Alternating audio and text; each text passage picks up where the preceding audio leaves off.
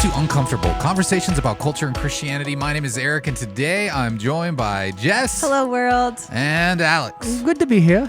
All right, I don't know what that is. Is that British? You were trying to. I was trying to go British accent. Yeah, your accents are Wouldn't always you say a like fun- Hello. No, you say like Is top that of not- the morning. Top of the morning to That's you. Irish. Shoot. I don't We're- think.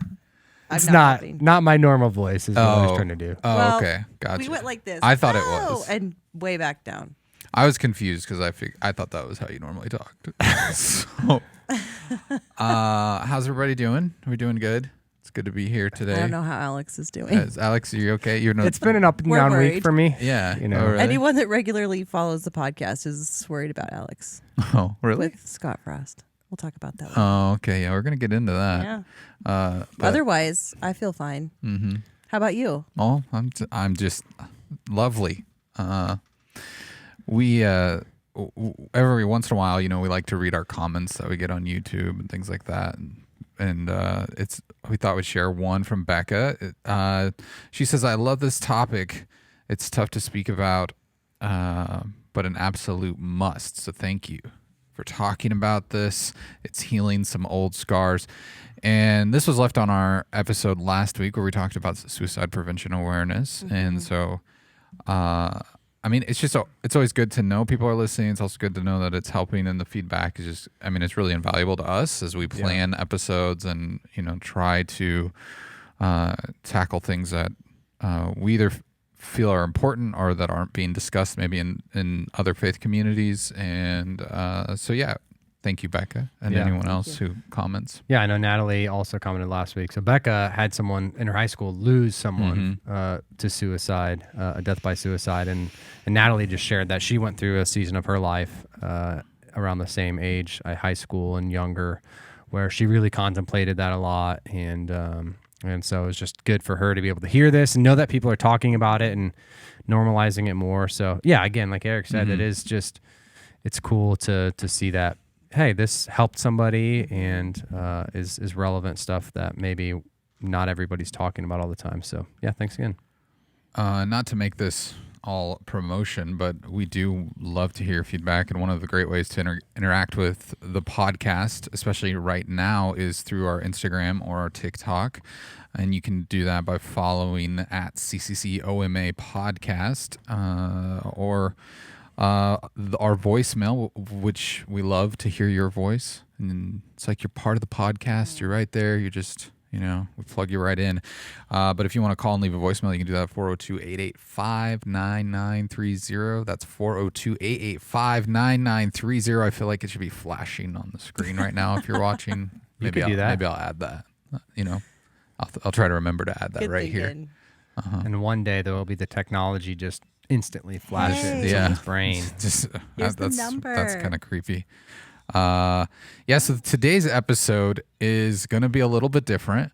It's a whoops all headlines sort of episode. So we're going to move into headlines here, and we're not going to leave. We're just going to stay there in the We're riding it headlines. out.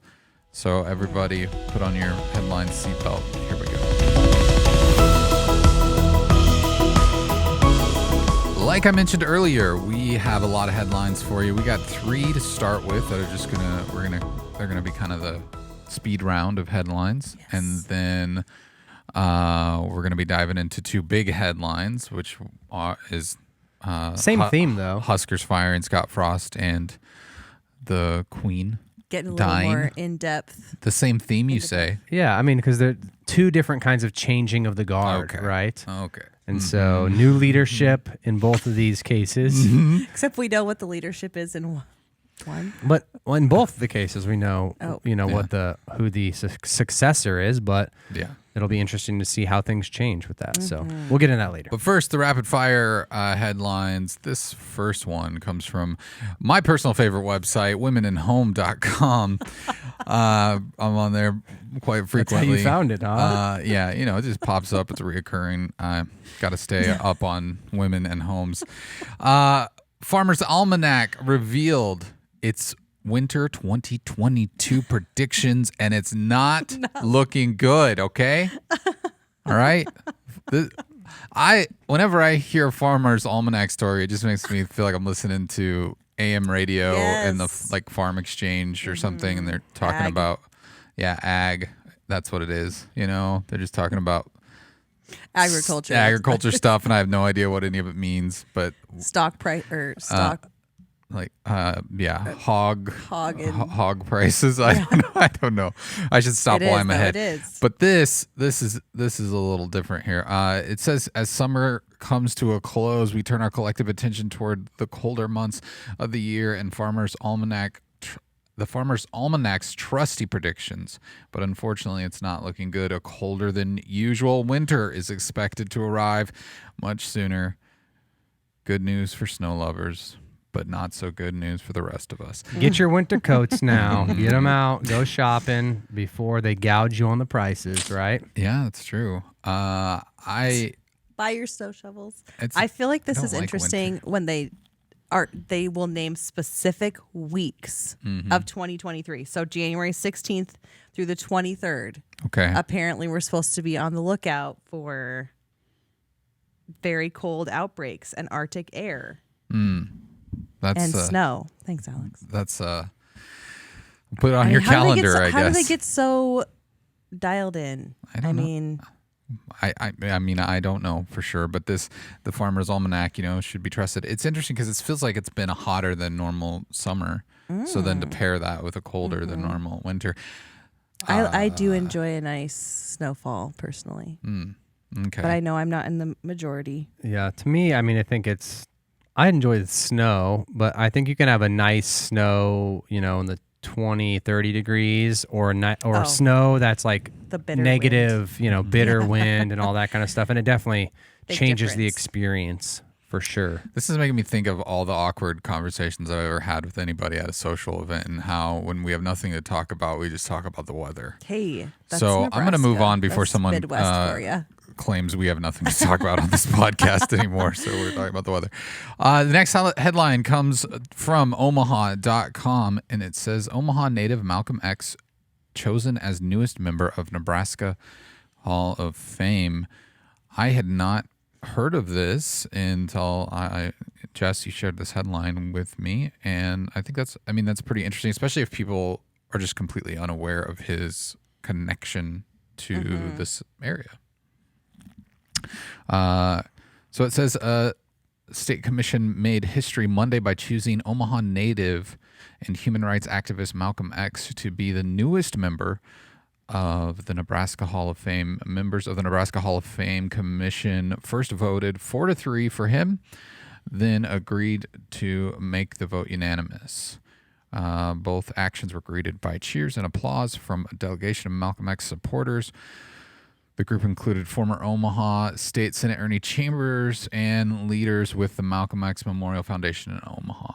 So, it's one of those things that I think it brings awareness to his connection, but also maybe I'm assuming there's at least a generation of people who don't know who Malcolm X is, what he stood for, or any of that. So it's probably raising awareness in other ways as well. Also, I think it says a lot about how terrible Omaha's history was around race, because even in this article, and it's historical that when he was born here, that his family left Omaha because of the Ku Klux Klan that was in Omaha. And so we just have this gross history that I think that this says this is a big deal. Yeah. If we're looking at, we always feel like Omaha or Nebraska is like, oh, we're pretty far behind on some stuff, but no, we've come a long way, especially looking back at this. So Yeah, and it was the third time that he was able to be voted for to put in here, and so this is the first time. And I didn't realize, I don't know a ton about the Nebraska Hall of Fame and all that kind of stuff, but there's only 26 members of it, and so that's not like a huge amount of people. So it's like, So how many times can they put Tom Osborne in there? I don't know. Okay. I don't even. I'm assuming he's in there, but I don't know. 26 members include 3 Native Americans, 1 whom is woman, 4 other women, and 19 white men. And Malcolm X is the first a black person, this says, in the Nebraska Hall of Fame. So Wow. obviously this is historic. yes, And And to be in the Nebraska Hall of Fame, 35 years has to pass between. Your death. Yes. So Tom Osborne is not. No, Oh, we're not okay. So touching he's Tom not. Osborne. He's not in there. Okay. Although they may make an amendment, I would guess, for Tom Osborne that 35 years does not have 35 minutes Yeah. might be the Tom Osborne amendment. So Okay. I was looking at the history. you get a buff. history.nebraska.gov, and they have a bust of Bust, you. that's Yeah, what I meant. Not Buff. a buff. A bust of who? A metal bust, like a statue. Like we have one, Like, for a 100-year history of R.R. Brown. We only have one of those. Everybody needs a bust. yeah, but they're all listed Yes. there. I'm not going to go through them all No. here, but if you want to look them up, Yeah, it's kind of you're interesting to welcome. look up, especially because it's not something that we generally talk about. Well, and the thing is, one of the three of us, I would assume, will be at Christ Community Church. It's R.R. Brown. Then one of the three of us is destined to be the second bust of Christ Community Okay. Church. I So don't think so. let us know who you Alex? think it is I'm fine. in the comments, or send us a voicemail letting us know, detailing why you think one of us Oh yeah, should have a You can put bust. that should as your have a next bust poll. in the 200-year history museum of Christ Community Church. Okay. Okay. I'm going to vote for Jess, and then I'm going to move on to this next headline. It says CNN.com. That doesn't say anything. boy, That's this the article. URL. This is a story. It's a Canadian family taking a world tour before children lose their vision. I read that headline, and then I had to read it again, and then I had to read it again because it just seems to, I don't know, dark, stark, impossible to hear that, to realize what's going on. A little bit about the story. It says their daughter Mia was just 3 years old when the Canadian couple first noticed that she was having vision problems. A few years after they first took her to see a specialist, Mia, the eldest of their 4 children, was diagnosed with retinitis pigmentosa, a rare genetic condition that causes a loss or decline in vision over time. So by this point, they had been married 12 years and had noticed that 2 of their sons, and now 7 and 5, were experiencing the same symptoms. And according to this article, it appears that they've just set out on this journey to show them as much as they can before they lose their vision. And it just seems almost impossible that all of your children are going to lose their vision. Or potentially could be. Yeah. And apparently you can look this up online, and you can follow their adventures. They regularly post on social media at this point. That's fun. And so they're doing it. I believe it said through March that they're going to be traveling to different areas of the country, showing their kids. And They do have one other son, it says. Oh, okay. Who is 9, named Leo, that was given the all clear. So 3 of the 4. 3 of the 4. Okay. But that's still wild. But I mean, what a cool, and obviously I don't know all the details if someone's helping them do this, or, if the family just has the ability to drop, everything. And for your kids, obviously you're going to make some of those sacrifices, but a pretty cool one of those uplifting stories with maybe a tragic ending, but I mean, as far as them losing sight and things like that, but cool. It's kind of that, I don't know, that dance like nobody's watching sort of scenario for me, or live like you're dying type thing, and you hear something like this and you go, oh wow, that's so. like, you don't even want to click on it. Well, yeah, but it's Yeah. like they're so good that they're doing this, but also I guess I'm putting it into my own perspective, where I think what's holding us back? Like, why does it take some catastrophic thing for us in our own lives to go, oh, these experiences with our families should be of the most value to us, and that's something that we should prioritize, But instead, it's almost like you want to wait for something like this before. I don't know. It's just it's one of those things that I think it's very sobering. It is, and it can really get you to kind of start to ask some of those tough questions. Yeah, so my parents just moved into a new place, and the people that lived there before, the reason that they sold it was they have 2 kids, probably, I don't know, 5 and 7. I don't really know, younger kids, and they sold it to buy an RV and to just travel. She's a nurse, and so she's like, I can pick up traveling nurse jobs kind of wherever around the country. And so they just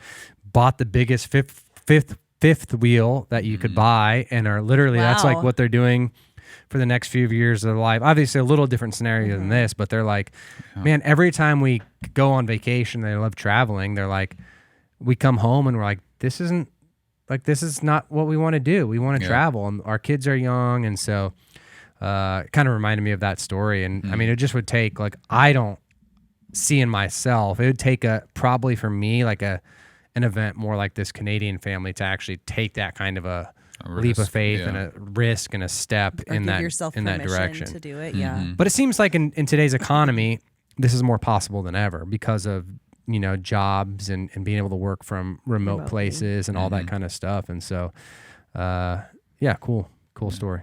Yeah. All right. So normally we would transition to our main topic of discussion, but not today. No, we're not taking a break here. Nothing like that. We're going right into more headlines as this just gauntlet of headlines continues. With the first one that we're actually going to dive into and talk a little bit more about than normal is that the Huskers, this is a tough one for you.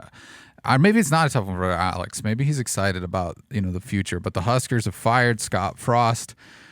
Please, someone tell me why this is a big deal. Well, can we play the voicemail first? So we got a voicemail about this. That's right. I forgot. I am passionate about this, but it wasn't just selected by my passion. Okay. We have a voicemail. I'll play. All right. Alex has supporters. Let's listen to this. Hey guys, I love your show. I listen all the time. And Paid them to say that. I don't know. I just kind of wonder what you guys think about the recent Scott Frost thing. Living in Nebraska and being a Husker. And I know Alex will get excited about this, but maybe not. But yeah, I feel like they've gone downhill recently, and I haven't watched forever, but just curious what you guys think. Yeah. Go Huskers. Bye. All right. Well, thank you to that caller for calling in with 2 weeks in a row, anonymous. Our first female caller. So, I mean, feel free to give us at least your first name and where you're calling from when you call in. That would be good to know. But if you don't want to, if you want to be anonymous, that's fine as well. All right. So I'm looking to you, Alex, to answer this. Why is it a big deal? Why is this a big deal? This is as I said earlier, it's a changing of the guard right now for Nebraska football. Obviously, for those that don't know, and I think most people do, Scott Frost was the coach at the University of Nebraska's football team.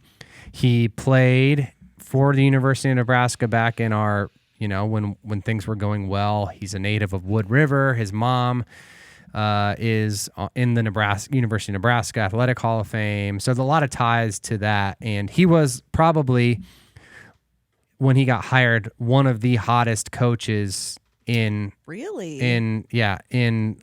market at the time. So he doesn't mean attractive wise. Yes. Just so he went settle down. So he went to UCF, University of Central Florida, turned around a team that was like 6-6, and then in 2 years took them to 13-0, which they were undefeated there. So he, like, at that time, Nebraska was kind of like a lot of other programs were looking to hire. The University of Florida, Nebraska, and a few other big colleges, and we were happy to get him. He's like the native son, and so, but he has been the coach for 4 full seasons and 3 games now.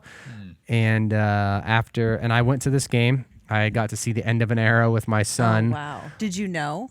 I didn't know but it was rough, to watch the game. And my son didn't quite understand it. Why is it a big deal they lost to Georgia Southern? And I tried to explain to him, and there's way more parity in college athletics than there ever has been because of, money and TV deals, all that kind of stuff. It's way different than when the Huskers were on a roll in the 90s. But I tried to explain it to him just because there's different divisions and stuff. Like, it would be like his team losing to maybe a grade younger just because of the resources at Nebraska versus Georgia Southern.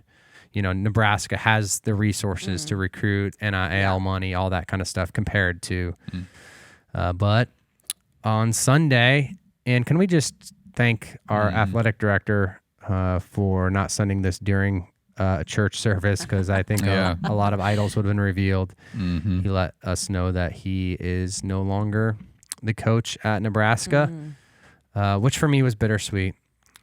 You can read my whole you did have my whole comments, my official press release on Facebook that nobody asked for, Uh-huh. and go read that. So yeah, it's a big deal, I think, because of maybe some of the nature of who this was. He was like a coach from the program, a beloved person, led us to a national championship in 1997, our last national championship. And so I think for all those reasons, it's not the first coach that's been fired lately, but you know, one that had a lot more hope and history behind his tenure here.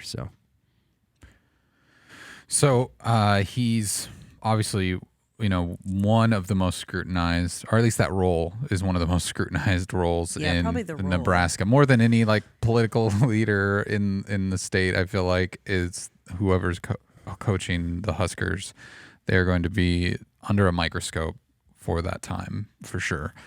What is it? Just because of the past, the 80s and 90s, right, when the Huskers were on top, that everybody 70s, 71, 72, won Okay. national championships under Bob Devaney. Okay, so I feel like we should have you as our guest and Eric and I. Sorry, I'm sorry. You're good. no, just keep, Now he's just proving why he's our resident. So yeah, we Husker. won 2 in the 70s, early 70s, and then 3 in the 90s. So okay, so 70s and 90s. yeah, 80s we were good. Actually, in 1985 we lost because Tom Osborne went for 2 to win the game instead of kicking a PAT Tom, why'd you do that? to go into overtime. Wow, well, he So- made up for it though. He did. Uh, People lovable. wanted him fired, certainly after that decision, for sure. But is it because of that kind of heritage that fans feel that they are, and because we're losing a lot, that this is why this is so scrutinized, or what do you think it is? It's just a pride thing. Jess, what do you think? Well, this is making me think, and don't even ask me. I don't remember the episode, but we have talked about somewhere in our conversations, we've talked about how people care so much about sports and like what it does and the community it brings and all of that. And to me, I don't know if it's just living in Nebraska, but the Husker Nation is like a culmination of all those the conversation we have had in the past about somehow like we have a right to the kids that are playing and the coaches that are playing and to know the salaries and the stats and have opinions and get in fights and Well, arguments at and some level, cry. the taxpayers at some level have, because this is a university of Nebraska, So we've got some has a little bit stock different, stakes. in what we're paying the coach versus Creighton University, which is a private school, and so we're definitely helping pay, the salary at some level of this person through going to the games and so on and so forth. It's a hefty little Yeah. chunk of change. But also there's a lot of boosters that are donating. But I mean, I think it's because we are that's it in Nebraska, right? We don't have a professional football team. This is our professional, put all the eggs in a basket kind of When it team comes and to program, and a lot of pride. I mean, it was, I think, a sense of what's good in Nebraska, and this is what put Nebraska on the map for so many different people, even outside of the United States. There was fans of Nebraska football because, back in the day in the 70s, when there was only network television, only certain teams that were good got on TV, and so people were able to learn about the best teams at that time because of this, and then so that just continued to steamroll. And then you've got people like Tom Osborne, who was the coach at Nebraska that we talked about earlier, that ended up running for political office and kind of is I don't know, and if there is a bigger name like to most Nebraskans than Tom Osborne, Oh yeah. just because, and it's because of him coaching, and what people saw out of him and all that kind of stuff. His character. Yeah, for sure. Character and all that kind of stuff. So I think that's why there's so much weight to what's happening. I mean, we shut down. There's jokes about it is the third largest. The Memorial Stadium on game day is the third largest city in Nebraska at that point, and so people are all in, I should say. It's a great time to get it all in. Yeah, what? All in, like N on the helmet. Oh, like the letter N? Yeah, they're all in. Mm-hmm. No, I got it. Thanks. So, would you like to explain it more? No. Okay, all right. It is super emotional, though. I mean, I've watched with Husker players or like been places where the game is on, and the things that people scream at the TV, I can't even, especially this season, I haven't been able to tell even when they were winning, if we were winning or losing, just because I'm like, what's happening here? Well, and you live with your husband who's a Notre Dame fan. Notre Dame. So it's been a real year. Yeah. I'd say it's a great time when the game's on to like go to Home Depot or Costco or just anywhere. Yeah, if you're uninterested, it is the time. It's just, I mean, you could, a lot of, you could get gas at Costco at that time. It's not crazy. We know what Eric's doing. But this is surfaced in conversations all over this week. Like I couldn't walk into a room with more than 3 people that weren't talking about, oh, they fired Frost. That normally maybe wouldn't be. You know, there's people like me. I'm probably talking about Husker football no matter what on a weekend. Yeah. But there's people that are like, Can confirm. I didn't know you knew, or cared. It seems to pull that out of people. So yeah, and I think there's nostalgia to this. Obviously, I mean, going like people think of, I went to a game, or we had Roy Halou come on, Jr., which was a running back, on an episode once, and I talked about like seeing that game with my dad and my grandpa, and just like that's a memory tied to this program that I'll always have, right? And so I think there's so much of that emotional appeal to it. Okay, question: Is the team separate from the coach in the sense of people getting mad at Scott Frost or whoever the coach is because of the long history of Nebraska football and the program? So is this why and obviously I'm just thinking, how does one person take all the... You're saying like when a player messes up or something in the game that they usually still get mad at the coach for making that call. Yeah, but is it? Do we get so emotional because we care about the Nebraska program, like we care about the Husker team, and then the coach is just the person that's making us lose, so we need to get rid of that person? Is that why there's like all this emotion, because we care so much about this rich history of? Yeah, I mean, it's Husker? probably like any other organization. Like the person on top is going to get either the most glory or whatever and the praise, even though they are one person that's organizing a lot of other coaches that are actually spending the most of the time with these people. And same in most organizations, the leader is going to get either the fall when things go bad, justly or unjustly, and maybe a little bit more of the praise. And that's just in kind of our society. And I would say this operates in that same kind of light. I mean, he's not the only coach, and he's the only one that at that time was let go. But there's a lot of other people a part of the program. So, yeah. So is it about protecting the brand? Is that what we're? Yeah. Is that what we're doing? Is that why we're? Oh, for sure. Firing it, even though this may sound dismissive, but at this point, there's not, like, it's not the same brand. Like, for sure. It's just not like that. The high life of the 90s, it's not there. It hasn't been there for 20 years. So they're just protecting the memory of the brand at this point, right? I think they're protecting, doing that at this point. They've got a huge game against Oklahoma coming up, and so it's like, I will say nobody else that was hired that would have the record he has would have probably even been given a 5th year. Yeah. Because of performance and things like that. So I think that bought him, because of the native son thing and all that, bought him, an extra year. And a lot of people, I think, were like, hey, you go out and do it this year. You've got a pretty easy schedule comparatively. And then there was just kind of a flop. But I think they're like, my opinion is and I've shared a lot of opinions about this. Obviously, this person knows and said I was passionate about it. But I think they're like, hey, at this point, you're playing with house money. You get rid of him, and people, there's at least the expectations aren't there, and it's not going to just all be about well, the coach can't win the big one. Every time he loses by a possession, all that kind of stuff. All the narrative that's built around just this person, I think, disappears a little bit and gives players a chance to maybe rebound in a different way than kind of have people rolling their eyes. So, I mean, when it comes to building a football team, I mean, I am not a sports expert, and that should be clear at this point to anyone listening. But there's, I mean, a good amount of how successful that team is based on the talent on that team. And so is there just some, I mean, Nebraska, I know we don't coast, but that's because we don't have a coast and we don't have like a lot of things that bigger cities or areas would have that would be attractive to these players. So is there just part of that where the world is technically smaller because of the internet and these students know what's available to them, and if they really are talented, they could probably go about anywhere they wanted to. So why would they come to Nebraska in the modern age?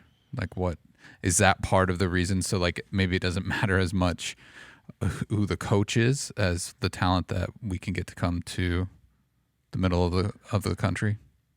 Yeah, it's probably both. I mean, you have to still be able to coach and put schemes together and all that kind of stuff. I mean, just talent alone isn't going to. And I think that's probably part of the complaint is that on paper, Nebraska, talent-wise, if you look at star ratings and, you know, those kinds of things, should be better on paper than how they're performing because of talent. And so then you based would say, on the talent that's on the team. You would say, well, obviously it's a coaching issue because the talent, I mean, and all of that is, you know, hyperbolic in some senses, but yeah, I think that's a part of it. In Nebraska, you know, they still, because of that, when there's other, you know, colleges, multiple shows, pro teams and all that, it doesn't have the money. Nebraska has the money that a lot of these other schools don't have to put into programs. And in Lincoln, there's, you know, NIL is a whole new thing, name, image, and likeness. And one of the biggest companies that does that for athletes is actually based out of Lincoln. Open Doors is the name of it. And same with like recruiting services. Huddle is a recruiting service that almost if you want to get recruited, you're on Huddle and you're sending that out to coaches. And that is also based out of Lincoln. And so I think there's some built-in benefits around just the culture that's just different than a lot of other places. And and it's like you want to go play for a sold-out stadium every weekend. Like, you're not going to get that out of every school. Yeah, for sure. So For sure.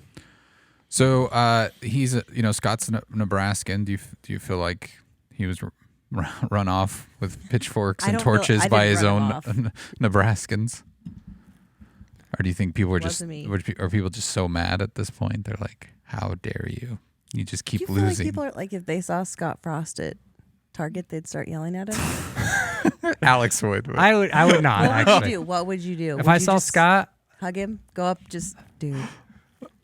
You know, I still have respect for the guys. I mean, I feel like some relief for him because I think when you get so passionate about something and you want to be the person to fix it, like for me, if I think I'm the person to fix something and I'm really passionate about it, it would probably take an outside party to like remove me from that position because I want to keep fighting until like I'm not going to quit on it, right? Yeah. And so I think that was for him, but man, the weight could not be healthy. Like I just imagine like the weight of not succeeding and having the weight of Nebraskans, you know, for whatever reason, like on you and like. I mean, there's Nebraska, we're big people. Yeah, well, I just think like the expectations, all that kind of stuff as well. Literally, the weight. He's a father. He's a husband, and like that couldn't be healthy. You know, I've seen people in those positions, and so in some ways, it's probably better. I don't know anything about his marriage. I don't know anything about him as a dad. Not saying he was bad, but it can't be worse for that at the time. I can't imagine the stress. Yeah. I mean, even just seeing like all the opinions that people have, and you can't scroll through any social media without seeing something about it. Yeah. I mean, I opened Facebook and Alex's was the first I saw. Very good job. But it was one of those things where it's like, I can't imagine the stress that puts on somebody. Or even like your kids or your wife. I mean, I'm sure people recognize her and she has nothing to say. Like, what is she going to say if somebody comes up to her? It's just, that's a good point of like how it affects all their family. Yep.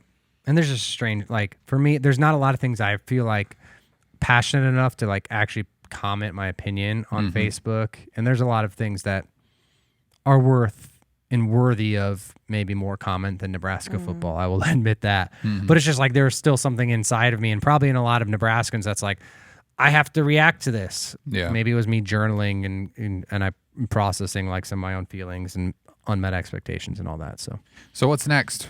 What's next after the Frost era? Mickey Joseph right now is the interim head coach. Okay. So another former Nebraska player. He actually played a little before Frost, played for Tom Osborne as well. Okay, for those of us, was he already on the coaching staff? Yeah, he was got already on the promoted coaching staff. Okay. He got hired last year from LSU, and he was the wide receiver coach internally. and got promoted internally, to which was historic. A lot of people put that's historic because he's the first black head coach at the University of Nebraska, and so they even asked him about that yesterday, and he was, for him, his answer was like, I've always been a coach, a black coach. And so for him, he was just like, I think I just need to do my job, and maybe he's like, I hadn't even stopped to think about maybe the history of that moment. Yeah. And so I think that's something worth celebrating. But I also, as I did research, found out that there's another coach at Nebraska for the Spirit Squad. And, whether you want to say they're athletes or not, she is the head coach of the Spirit Squad. But I think the distinction why that is different, she has been since 2011, is because cheer is not an NCAA sanctioned sport. Her name is Erin Budsky. And so, she is technically a head coach. She is a black lady, and but she's been coaching there since. But because it's like a club thing, so they don't, because of Title IX and all those types of things, it's not actually like a sanctioned sport, and so therefore, for whatever reason, I guess it falls into another category. But, Okay. But I mean, when I was reading some of that, I'm like, okay, well, I don't want her to not like feel the disrespect of, hey, I'm here, because I'm a woman's coach or whatever reason. Sometimes we do that. So, And Dominican Sue tweeted out, if anyone's asking, I'm ready to be head coach. What do you think? How do you think people are reacting to that? Think they're ready for him to be head coach? Silence. Yeah, I don't think that's. You don't think that's happening? I do have a huge fat head of Indomitian Sue in my basement. Yeah. So I'm a fan, but I just feel like there's some disrespect there, Alex. I just don't think. I haven't seen his coaching resume. Okay. Playing resume is a little different, but I don't think that would be the wisest choice at this point. Yeah, and so Joseph's he's got it for the rest of this season at least. Yeah, 9 games, and then maybe they'll potentially evaluate how well that went, and they go said from there. they'd consider him. He could work himself into contention, and same with other people they're going to hire, or look at hiring. I would just encourage everyone who's sports fans, just, if it's dictating your emotional state, that maybe it's just not healthy for you.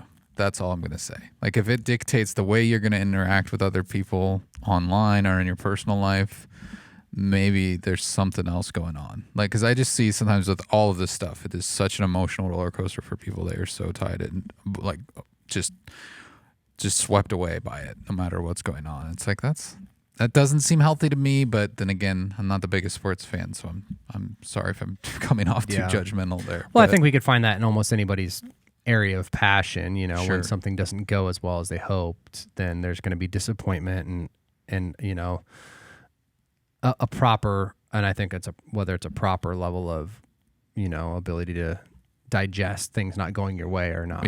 Like winning and losing in my kids' flag football game.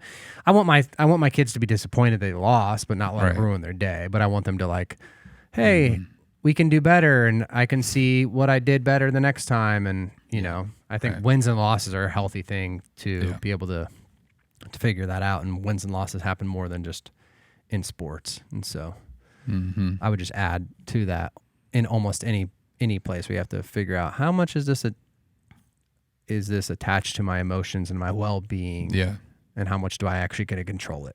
Right.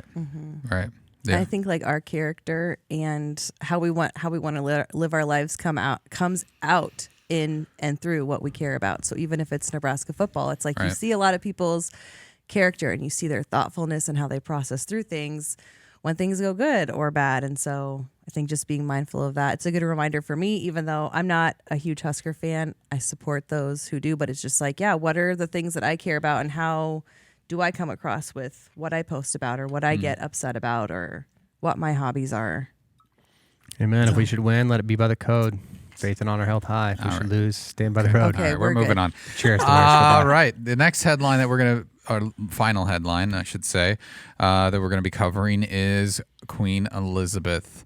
She has died at the age of 96, lived a long life by, current standards, I suppose.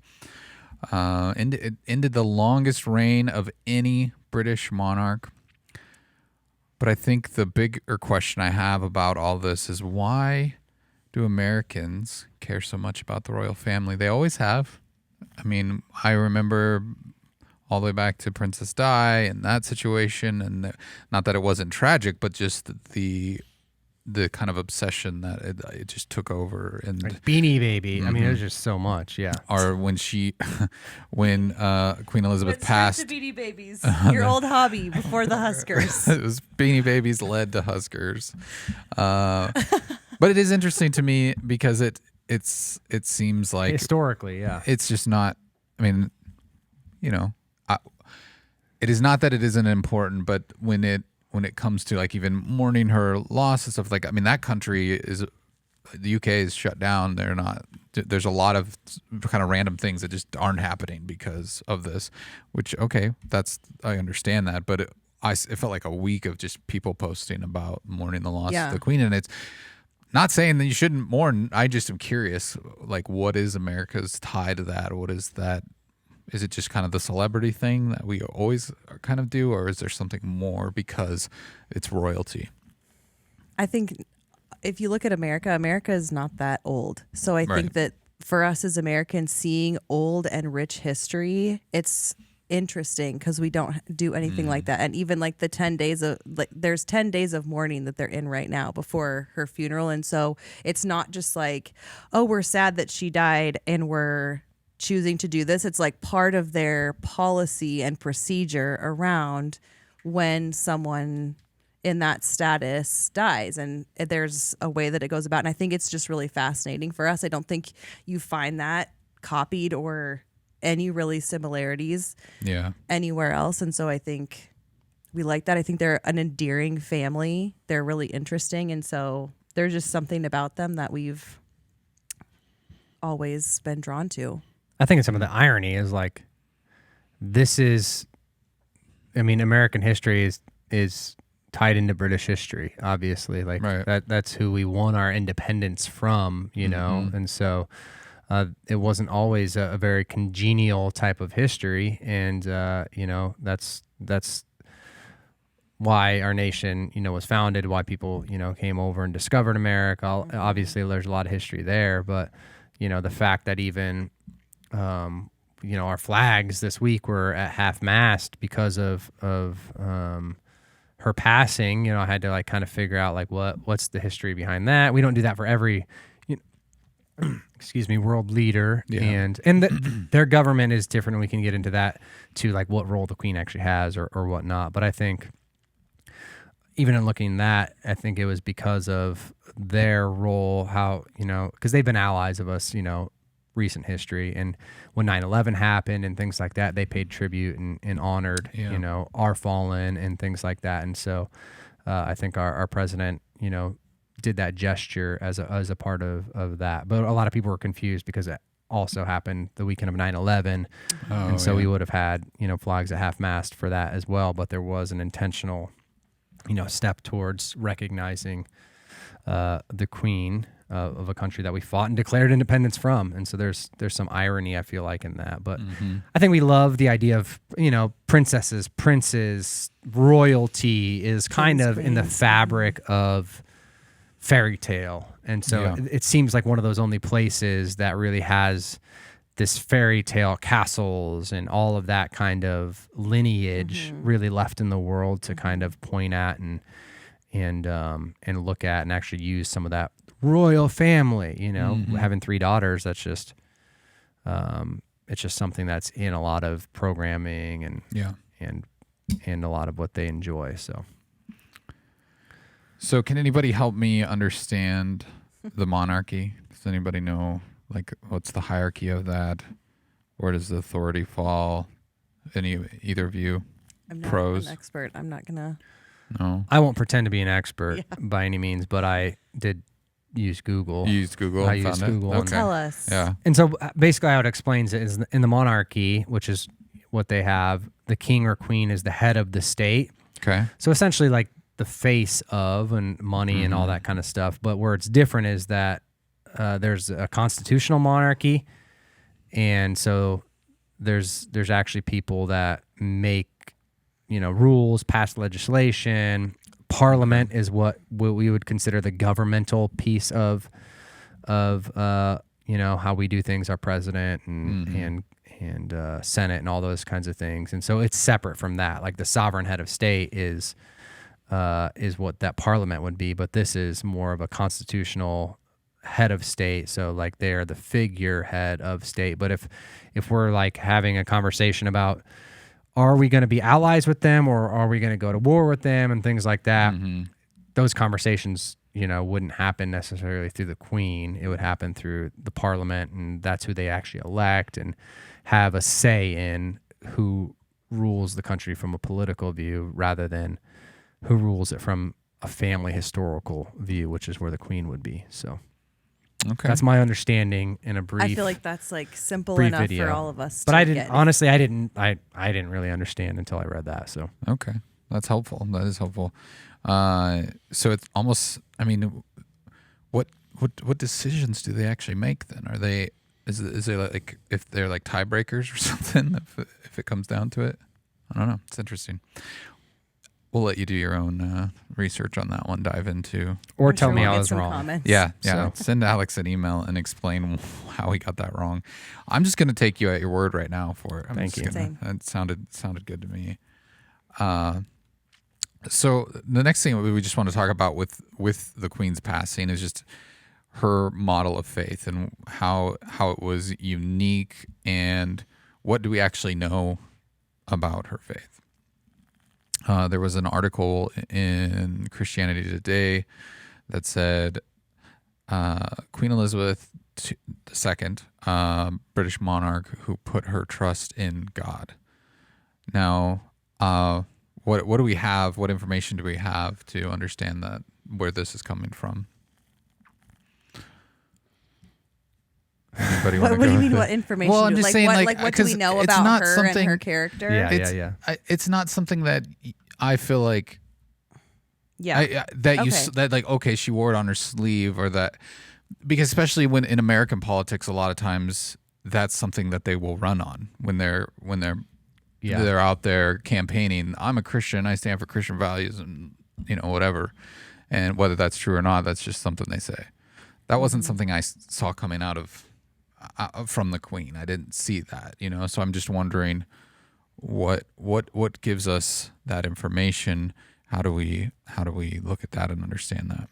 I think also the royal family to me has seemed very like is private. Like they don't share a lot of their personal opinions. So I think what we're going to see in the days coming is people that are going to come and share the personal conversations that they had, things that she did, and I think that she has always had an exemplary character, and so there was a quote, and it's getting passed around social media. So they are saying it could have been her or someone, one of her distant relatives, but a conversation that someone shared where she said, "I wish that Jesus would have come back in my lifetime so that I could have laid my crown at his feet."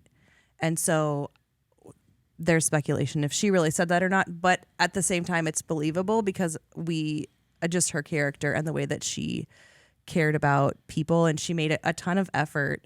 As I was kind of reading up on her this past week, it's like she specifically learned many different languages so that she didn't have to have an interpreter to speak to the heads of different countries or people from different countries so that she could communicate with them and to be with them. I'm trying to see what she learned: Latin, French, German, Hebrew, Greek, English, and Spanish. Wow. And so that was also something that was very unique for her just at her age, where that wasn't typically something that women did. And so yeah, and I know, like, at her coronation, and I think this happens. I mean, if you become the president of the United States, even at that time, you put your hand on a Bible, and every president at this point has done that, and just as they've sworn the oath of office. And for her, they would call it a coronation. And so for her, back in 1952, she asked people pray for her, pray that God would give her wisdom and strength to carry on the promises she was making, that she would faithfully serve him, first, and then all of us on the days of her life. It seems, probably like a wedding vow type of thing. And obviously there's people, way more than dozens of people that make those kinds of promises at their wedding or at a certain time in their life, but then don't actually live that out. And she seemed to be one of the people that made that promise, committed to faithfully serving God and people, and seemed to have the character that continued to do it, seemed to, even in times of mourning, Princess Diana, as you mentioned, or other loss of people in her family, seemed to be a person of godly character, of great faith, of trust in God, even through some of the tragic times, and seemed to be, I think, especially for, people in her country, and the British monarchy or those under her, a pillar of what faith looks like. I mean, if nothing else, Christianity Today says that her friend and confidant Billy Graham attested to the Queen's love for the Bible, as well as the strength and depth of her Christian faith in his autobiography, Just As I Am. So I mean, I guess if Billy Graham felt that way, it's kind of hard to argue with. But I mean, that's another interesting. If this sort of stuff really fascinates you, I think that Christianity Today article is something that people could read more in depth and learn more about her faith. So after all this, we've had this conversation. We asked the question, are we as Americans interested in this? Why do we care so much about the royal family? Is there anything else that you think that we can say, this is what it is? This is what we love about royalty. This is why we chase this, because I think you hit on it earlier, but this is where we kind of wanted to escape their rule, but now we're kind of obsessed with it too. So it's kind of an interesting paradigm. Is there anything else? Or have we? Yeah, I think why. I mean, it's something to, maybe it's an escape in some ways from reality, and an escape from, the political, the grass is always greener. I think you have that mentality sometimes. And so you see the royal family, who doesn't actually have to be super tied into politics. And so they don't have to really create themselves as an enemy of the state, or our enemy. And so I think that's a part of it. And like I said, I think it's just weaved in, Disney princesses and all of that idea of, we love princesses. We love princesses. And we love the fairy tale ending. We love all of that kind of stuff. Castles and there's a tie to history, because it is it's not modern, it would seem. No. So it seems like it's like our oldest building was maybe from the 1600s. Right. Their oldest building's like 3100 BC or something like that. So. And there's lots of shows on Netflix and Bridgerton. No. Downton Abbey. There's Elizabeth. Oh, Elizabeth. Okay, sorry. I was just trying to name British shows. There's lots of shows during that period of time that it's just Monty Python. I think it's fascinating. I think it's endearing, and people love those. All right, let me just cut to the point here. I really just wanted to ask about her fashion sensibility. Oh. That's what I was going for, Alex, and I lobbed the ball to you. You missed it. I'm so sorry. You put a poll out there asking people on Instagram about what was your favorite queen outfit. She always matched her hats to her outfit. Yeah, so she had quite the collection of hats, and I think people loved. Do you guys know they why looked she at her did that? style. Why she dressed brightly? Do you know? Yeah. Why she I do dressed- know, You but know? I'll let you say it because I've talked You want to way say it too at the much same in this time? episode. 1, 2, 3. No.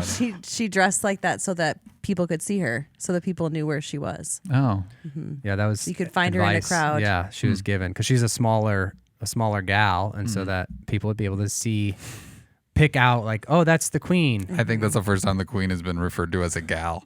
But leave it to this Nebraska Husker Madam? boy over.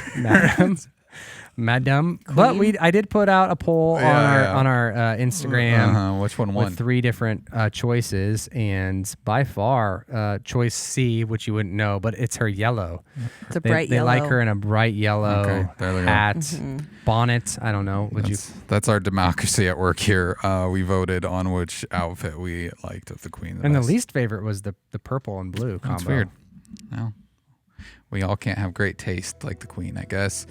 I think that does it for this headline heavy episode. Yeah. I'm We curious what covered a people lot. think. Yeah, if you have too. any, Said a lot. yeah, if there's something that you felt like we really left out, let us know, and we'll talk about it in the coming weeks. But that does it for this episode. If you have any questions or concerns, we'd love to hear from you. You can reach out to us on social media. You can do that on our Instagram or TikTok at CCCOMA Podcast, or you can send us an email at podcast@cccomaha.org, or can't forget the phone number 402-885-9930. Until next time, we'll talk to you then.